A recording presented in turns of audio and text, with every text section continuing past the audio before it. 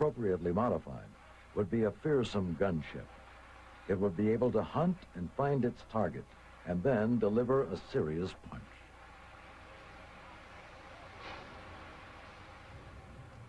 But before the AC-130 gunship could be sent to Southeast Asia, months of tests and modifications had to be undertaken.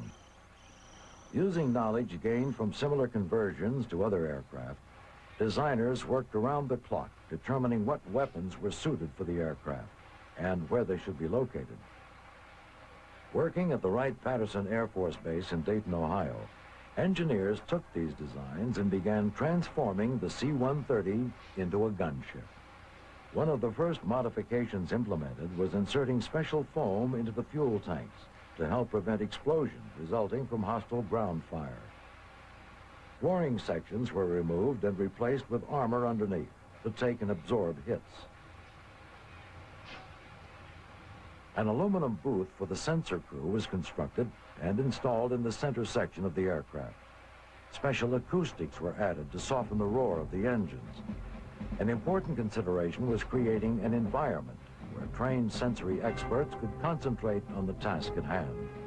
The AC-130's side-firing firepower came from 4 20mm Gatling guns, combined with 4 7.62 miniguns.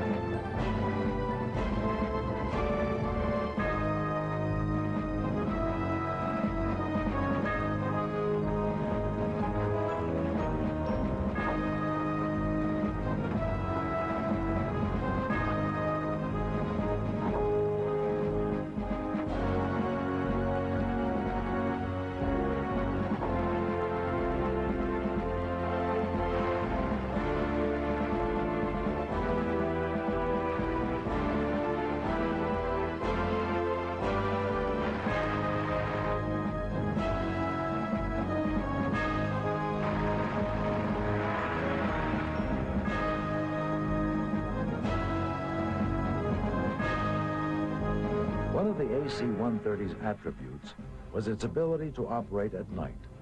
Special equipment was installed to enhance this feature. Sophisticated telescopes capable of magnifying firelights by 1 million times were installed. An onboard illuminator gave the AC-130 the ability to search for and find targets at night.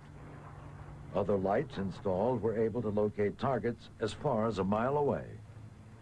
An infrared illuminator was used for covert illumination when it was too dark to see. The illuminator was capable of being moved in and out of the aircraft depending on when it was needed.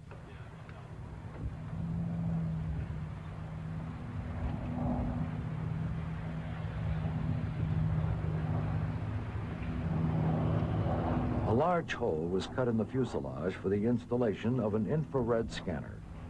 One of the many functions of this scanner is to detect weather conditions that may jeopardize a mission.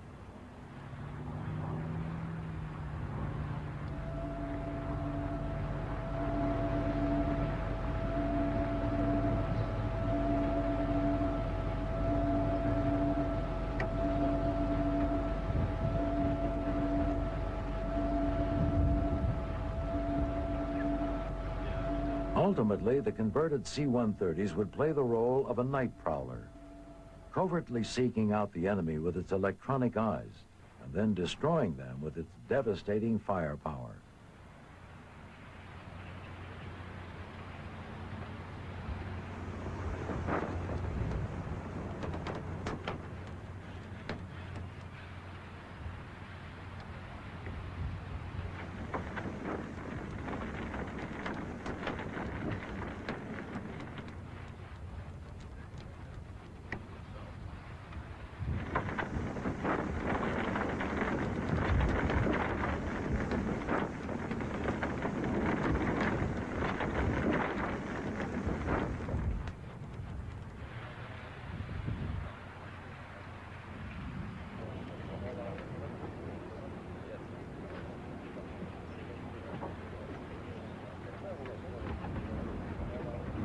The sensors and weapons ran through a central computerized weapon control system. The pilot was able to know he was on target, even if he could not see below. The pilot controls everything. He flies the plane, chooses the weapon, and fires the gun. The 20mm cannon is circling the target. During these early tests, it was discovered that the guns were capable of hitting their targets using a variety of weapons. Here, a 20mm cannon shows how these guns can lay a line of fire to protect troops on the ground, or to destroy a line of trucks on a road up to 1/4 mile. The master gunner is responsible for activating the specific guns required by the situation. He remains at his station waiting for that command.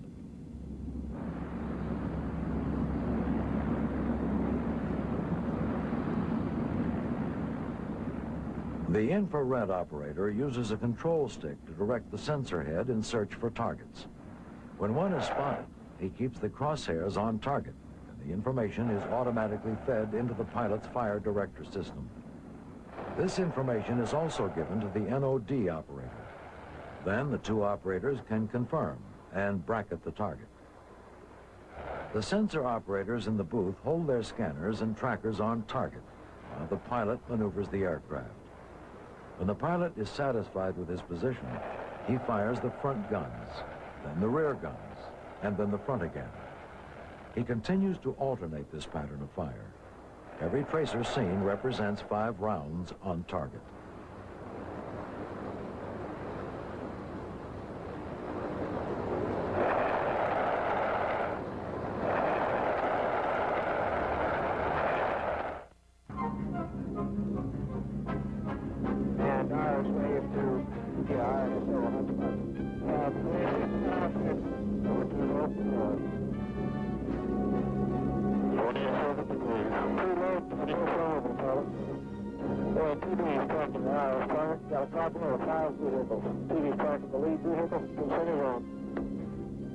TV primary. TV's primary.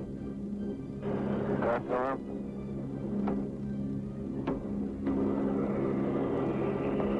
That's your shot.